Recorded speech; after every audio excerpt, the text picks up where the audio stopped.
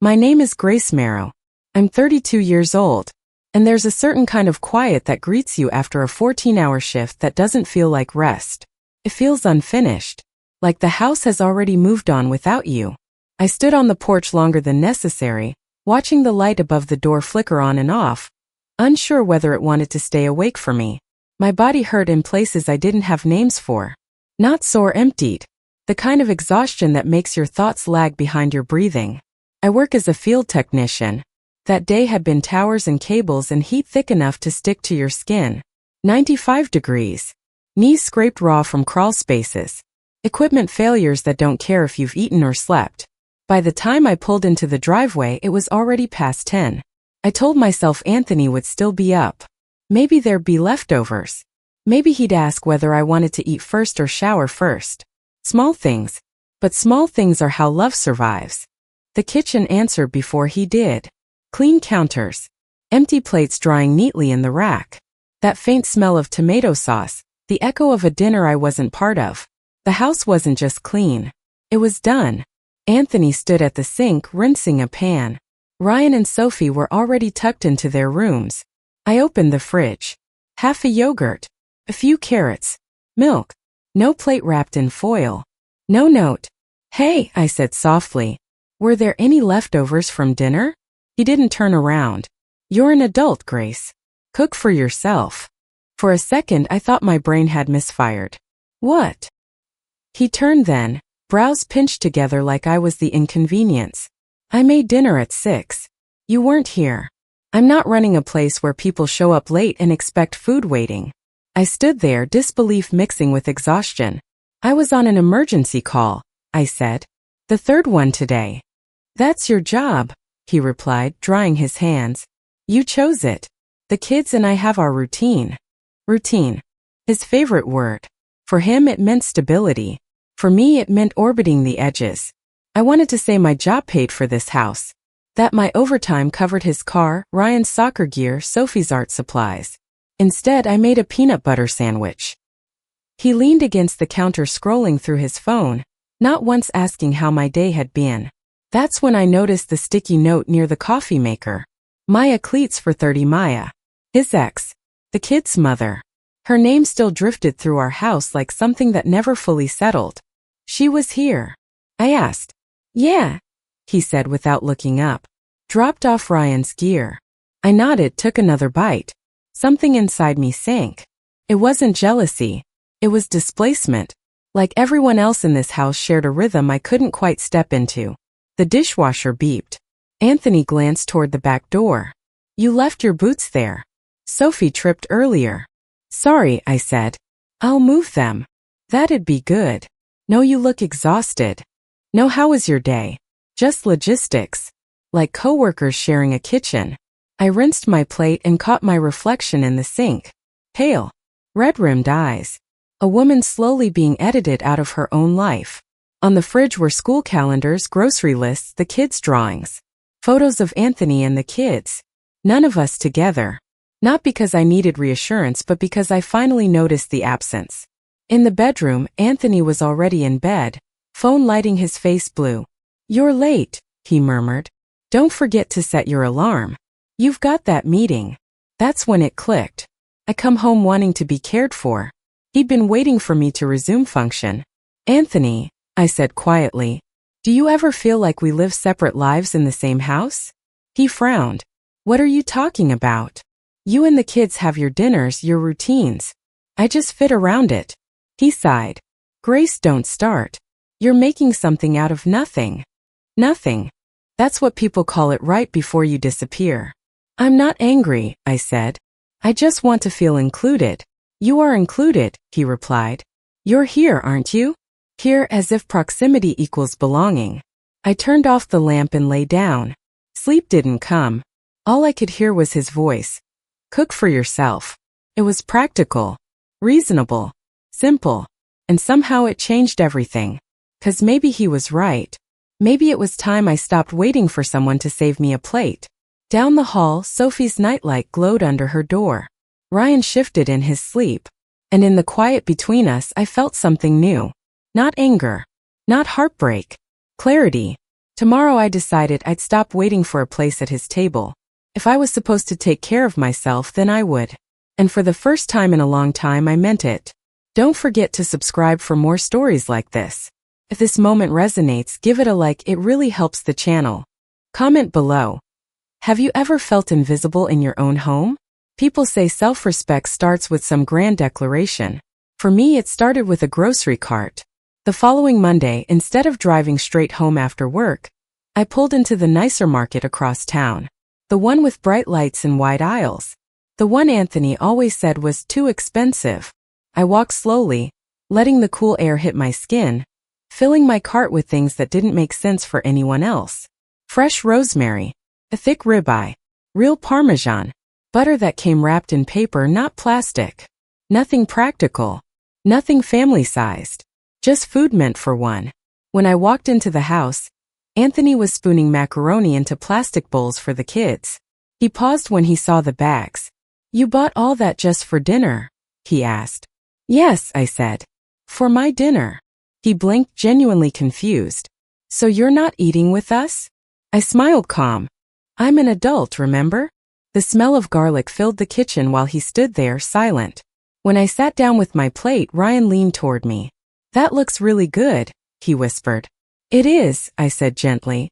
"You'll learn to make your own someday." Anthony's jaw tightened. He said nothing. Tuesday morning I made breakfast for one. Eggs, bacon, toast, coffee strong enough to wake every nerve in my body. Anthony shuffled in, rubbing his eyes. "Where's mine?" "You're an adult," I said again, this time softer. He stared at me, then opened the fridge and grabbed a yogurt. The silence felt heavier than any argument. By Wednesday we were orbiting different planets. He left a note on the counter. "Movie night with the kids. Back by 9. Old Grace would have felt left out. New Grace texted Jenna from work instead. "Dinner tonight?" My treat. Sushi. Laughter. Conversation that didn't require shrinking myself. I came home to popcorn crumbs and Anthony's irritation. "You didn't think to ask if we wanted to do something together?" "You already had plans," I said. "That's different," he snapped. "It usually is." Thursday, Ryan asked for help with homework. Anthony was on his laptop. "Ask your dad," I said gently. "I'm working," Anthony snapped. "So am I," I replied. The look he gave me said traitor. But Ryan smiled when his father finally closed the laptop and helped him. Maybe boundaries teach 2 lessons at once. Friday night was the proof I couldn't ignore. Anthony cooked spaghetti for 3. I made a grilled cheese for 1. When Ryan asked why I wasn't eating with them, Anthony barked. "Because she's acting weird." I set my sandwich down. "Not weird," I said. "Just following directions." He stared at me. "That's not what I meant the other night." "Then what did you mean?" He opened his mouth, closed it, looked for a version of himself that sounded reasonable. "Grace, you're making a point instead of communicating." "I am communicating," I said calmly. "You told me to take care of myself." I listened. Silence settled over the table. Sophie poked at her noodles. Later that night, I opened our joint bank app. 3 months of transactions. Clothes. Trips. Entertainment. Every swipe was his. Every sacrifice was mine. I whispered into the quiet kitchen. "I'm not a partner here. I'm payroll." Once you see a truth clearly, pretending not to hurts more than the truth itself. I booked a consultation with a lawyer. Just information. Just options. He spoke gently, clinically. "Protect your income. Your savings. Keep records." My hands shook signing the paperwork. That night I sat across from Anthony. The kids asleep upstairs. His phone glowing blue in his hand. "Can we talk?" I asked. He sighed. "About what now?" "About us." He set the phone down like he was humoring me. "Okay. What's wrong?" "I feel like a tenant who pays rent with affection," I said. "I feel invisible." He laughed once, not cruel, just disbelieving. "Grace, you're being dramatic." "I'm being observant." He rubbed his temples. "You've been distant lately." I stopped filling in the silence you kept creating. He frowned. "I work hard." "So do I." "That's not the point." I asked the question that had been living in my throat for weeks. If I lost my job tomorrow, would you still want me here? He froze. The pause answered before his words did.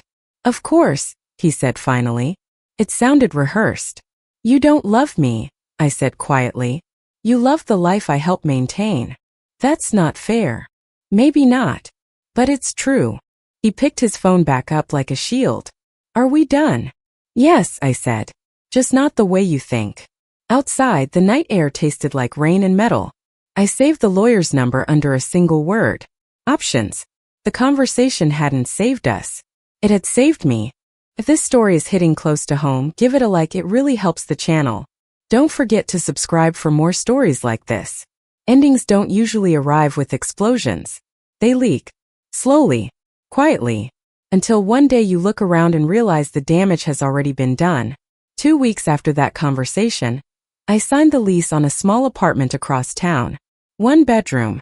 Peeling paint in the hallway. Windows that actually open without asking permission. Sunlight that poured in like it didn't care who approved of it. When I told Anthony, he stared at me like I'd spoken in a foreign language. You're really doing this? He asked. Yes. For how long? I didn't hesitate. Until I stopped feeling small. He laughed, brittle and sharp.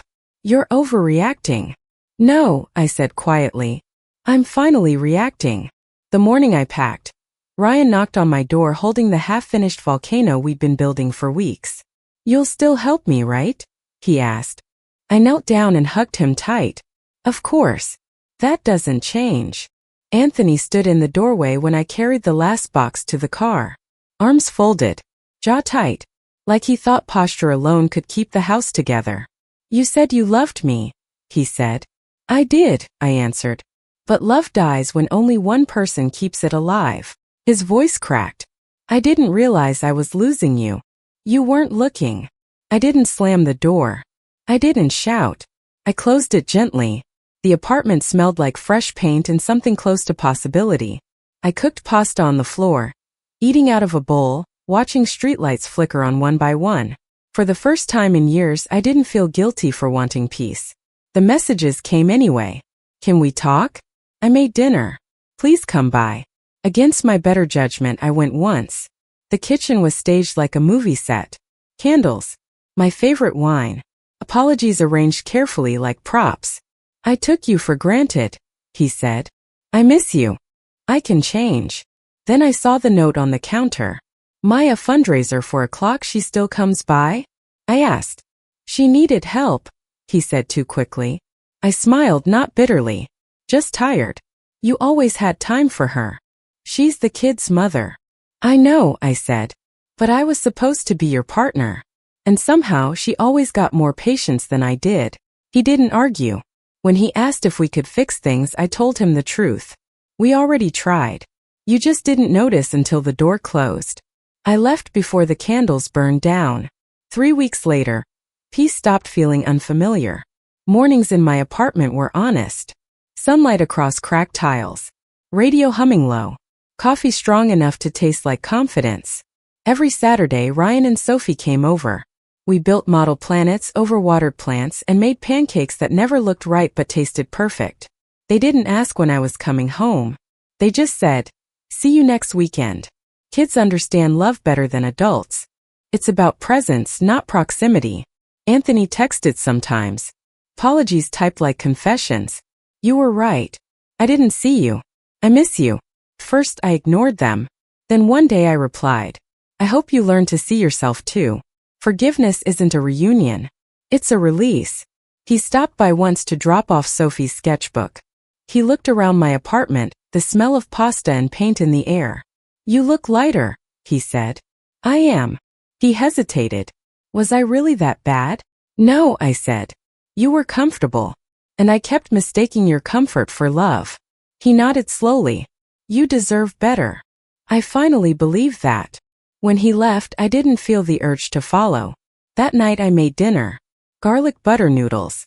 A glass of wine. Music low. Cooking for myself didn't sting anymore. It soothed. It felt like proof that I could take care of me without apology. I thought about his words from that night. You're an adult. Cook for yourself. He'd meant it as a dismissal. He didn't realize he was giving me directions out. Now I cook for myself because I want to, because I can, because I'm finally hungry for the right things. Peace. Laughter. The quiet that answers back. And for the first time in a long time, I'm not waiting for anyone to come home. I already am. Don't forget to subscribe for more stories like this. If this story resonated with you, give it a like. It really helps the channel. Comment below. What would you have done in this situation?